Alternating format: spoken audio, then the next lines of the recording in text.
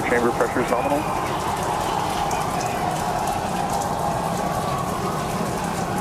T+33 seconds into the test flight of the inaugural Starship vehicle. Tower cleared, we're into pitch over. Propulsion reports first stage engines nominal. What a sight from the ground cameras at Starbase. We're flying at twice the thrust of the Saturn V heading to space. Acquisition of signal, surface proceed. We're throttled down and throttled back up. Going through the period of maximum aerodynamic pressure.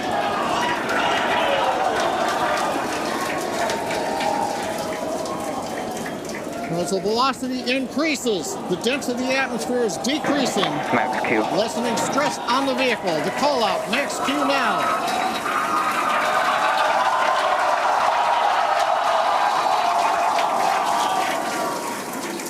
Continuing to watch the first stage as we head downrange.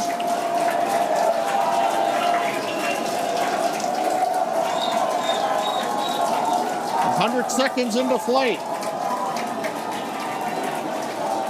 Our next major activity is going to be shutdown of the first stage. The Houston tracking station now acquiring the vehicle.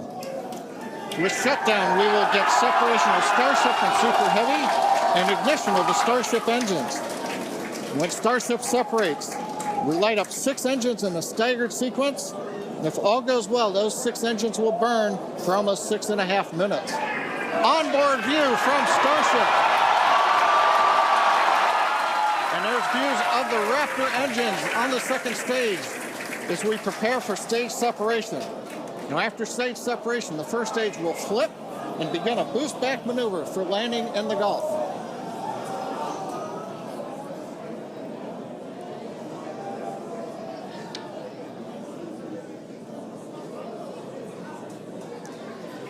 Continuing to fly, 2 minutes 40 seconds. Let's get ready for main engine cutoff. Booster engine cutoff. Beginning the flip for stage separation.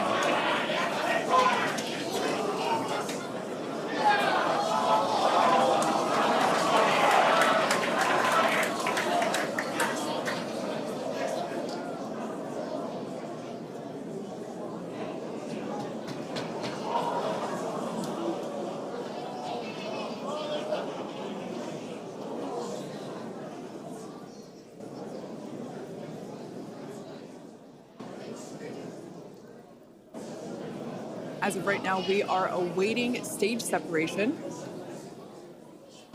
where Starship should separate from the Super Heavy booster. Yeah, Kate, right now it looks like we saw the start of the flip, but obviously we're seeing from the ground cameras the entire Starship stack continuing to rotate. We should have had separation by now. Obviously, this is does not appear to be a nominal situation. Yeah, it does appear to be spinning, but I do want to remind everyone that everything after clearing the tower was icing on the cake.